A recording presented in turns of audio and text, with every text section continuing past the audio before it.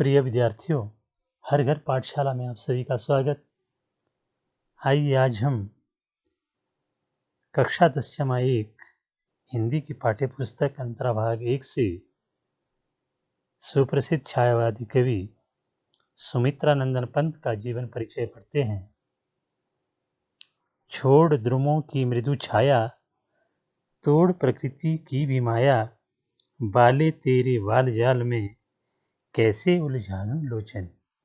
जी हाँ, प्रकृति के सुकुमार कवि सुप्रसिद्ध छायावादी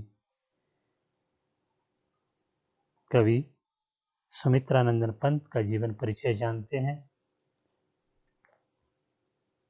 प्रिय विद्यार्थियों, सुमित्रानंदन पंत का जन्म बागेश्वर जिले के कौसानी नामक ग्राम में 20 मई 1900 ईस्वी में हुआ। जन्म के 6 घंटे बाद ही उनकी माता का निधन हो गया। उनका पालन पोषण उनकी दादी ने किया। उनका नाम गोसाई दत्त रखा गया। वह गंगदत्त पंत की 8वीं संतान थे, अर्थात इनके पिता का नाम गंगादत्त था।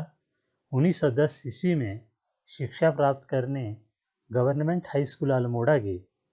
यहीं उन्होंने अपना नाम गोसाई दत्त से बदलकर सुमित्रानंदन पंत रख लिया।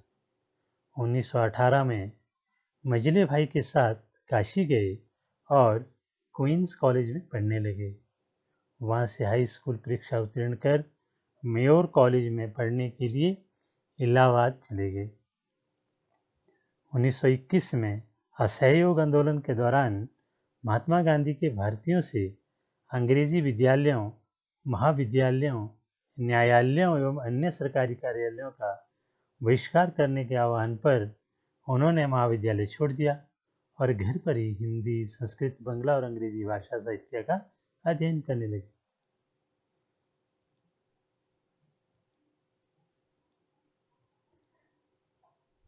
अब इनके कार्यक्षेत्र के बारे में जानते हैं। 1938 में प्रगतिशील मासिक पत्रिका रूपाव का इन्होंने संपादन किया। श्री अरविंद आश्रम की यात्रा से आध्यात्मिक चेतना का विकास हुआ। 1950 से 1957 तक आकाशवाणी में परामर्शदाता रहे। 1958 में युगवाणी से वाणी काव्य संग्रहों की प्रतिनिधि कविताओं का संकलन चिदंबरा प्रकाशित हुआ, जिस पर उन्हें भारतीय ज्ञानपीठ पुरस्कार प्राप्त हुआ। कला और बूढ़ा चांद काव्य संग्रह के लिए साहित्य अकादमी पुरस्कार प्राप्त हुआ। 1961 में पद्म भूषण की उपाधि से विभूषित हो गए। 1964 में विशाल महाकाव्य लोकायतन का प्रकाशन हुआ। कालांतर में उनके अनेक काव्य संग्रह प्रकाशित हुए। वह जीवन पर्यंत रचनारत रहे। अविवाहित पंत जी के अंतस्थल में नारी और प्रकृति के प्रति आजीवन सौंदर्य परक भावना रही। उनकी मृत्यु 28 दिसंबर 1977 को हुई। इसमें विशेष बात आप समझ लें, इन्हें बहुत बड़े पुरस्कारों से साहित्य के क्षेत्र में जो देते हैं वो दिया गया। ज्ञानपीठ पुरस्कार और भारत सरकार का सर्वश्रेष्ठ पुरस्कार पद्म भूषण से भी इन्हें विभूषित किया गया। प्रिय विद्यार्थियों, ये आजीवन अविवाहित रहे, परंतु नारी और प्रकृति के प्रति इनकी भावना बिल्कुल सात्विक हमेशा बनी रही।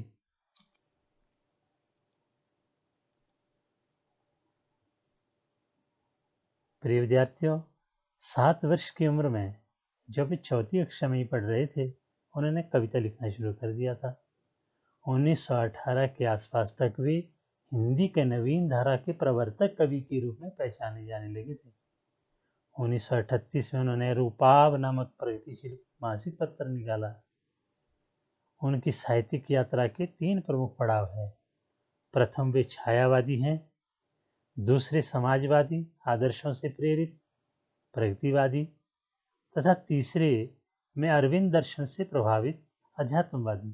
अर्थात इनकी रचनाओं में आप ये तीनों सिद्धांतों या तीनों आदर्शों का आपको प्रतिबिंब देखने को मिलेगा। सुमित्रानंदन पंत की कुछ अन्य काव्य कृतियाँ इस प्रकार से हैं: ग्रंथि, गुंजन, ग्राम्य, युगान, स्वर्ण किरण, स्वर्णधूलि, कला और बूढ़ा चांद, लोकायतन, चिदंबरा, सत्याकाम आदि। इनके जीवन काल में उनकी 28 पुस्तकें प्रकाशित हुई है, जिनमें कविताएं, पद्य, नाटक और निबंध भी शामिल है। चिदंबरा परी ने 1972 में ज्ञानपीठ पुरस्कार से काला और बूढ़ा चांद पर साहित्य अकादमी पुरस्कार से सम्मानित किया गया।